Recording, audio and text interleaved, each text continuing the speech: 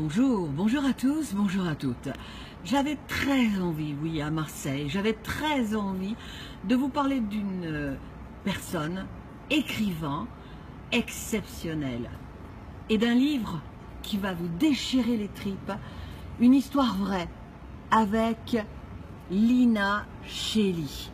Lina, bonjour. Cette histoire vraie, c'est l'histoire d'Esther. Esther, qui vous a marqué bien évidemment et qui vous marquera toute votre vie.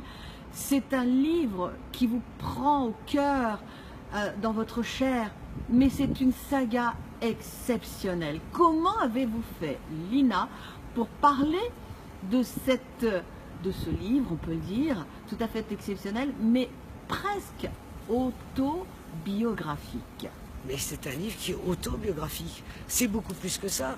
C'est un roman, bien sûr, j'en ai fait un roman, mais tout est vrai. Il y a 95% des choses qui sont vraies. C'est l'histoire de ma mère. Et comment j'ai fait pour en parler? C'est ma mère, et tout ce qui se passe dans le livre, je l'ai vécu. Et ce que j'ai pas vécu, j'ai eu des grands-mères, j'ai eu des tantes, tout le monde me l'a raconté, et ma mère, surtout, racontait tout ça. D'ailleurs, j'ai pas écrit ça par hasard. Je veux dire, j'ai entendu quelqu'un qui me parlait de là-haut. C'est quand ma mère, on était dans un bar, c'était pas loin du bar Pierre, en face du bar Pierre, oui c'est ça. Et on était en train de boire un coup avec deux copines, et ma mère racontait tout ce qui s'était passé, et il y a une copine qui a dit « Mais Esther, il faut écrire un livre ». Et là j'ai entendu, ça fait un choc dans ma tête, je suis rentré à la maison, et en 16 jours, j'ai écrit le livre. Extraordinaire, c'était une inspiration divine, on peut le dire.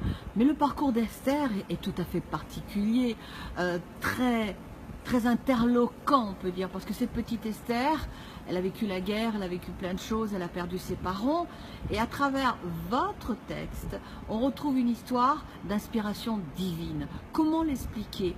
Alors moi, j'avais gardé plein de pages comme ça, et puis vous, au fur et à mesure, moi j'étais tellement en haleine que j'ai lu ce livre, Lina, tenez-vous bien, en une après-midi à peine. J'avais envie de dévorer cette histoire, une histoire vraie. J'ai très envie de dire une histoire vraie, mais une histoire extraordinaire d'inspiration divine, de partage, d'amour.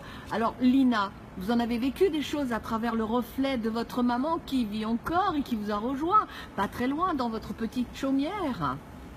Non, mais c'est une histoire vraie, bien sûr. C'est un roman, bien sûr.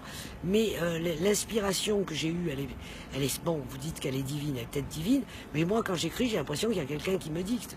D'ailleurs, si on regarde plusieurs autres livres que j'ai faits, voilà, que ce soit les vibrations maçonniques, qui sont des acrostiches maçonniques, ce sont des acrostiches que j'écris en quelques minutes. Montrez toutes vos séries, voilà, là, donc il y a ensuite les vibrations maçonniques, l'anneau de Dieu, qui parle, c'est la suite, il n'y a que le début qui est vrai. Voilà. Le reste, ensuite vous avez Irni, une voie de lumière.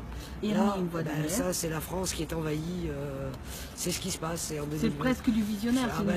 J'espère que c'est pas visionnaire, je souhaite. Alors voilà, ça c'est à lire aussi. Oui, ensuite, là il y a Fumée qui est un roman qui se passe à Marseille en 83. Alors, là je l'ai écrit d'une façon, je sais pas, automatique. Donc, voilà, donc j'insiste, vous êtes investi, Lina, vous avez quand même cette empreinte-là. Et puis, et nous avons un très joli livre, voilà. Sexe, amour et poésie. Et puis alors, les événements, vous les côtoyez un à un, parce que récemment, le 27 avril, eh bien, Lina Chely, poète et franc-maçon, fait escale dans le pays de Gex, le temps du Salon du Livre de Genève. Vous êtes connue mondialement, vous êtes une figure de proue marseillaise, Lina. Et que ça, c'est l'événement que l'on ne doit pas manquer. Alors, si vous avez très envie de découvrir Lina, le top one, c'est Esther, magnétiseuse, Lina Chely, écrivain. Je vous promets, je vous assure, j'ai très envie que vous soyez dans la passion, dans l'émotion, dans l'attente, dans le suspense, dans l'amour, bien sûr, de ce livre extraordinaire et de cet écrivain extraordinaire aussi, Lina Chely. Merci Lina, merci pour ce beau cadeau que vous nous avez offert.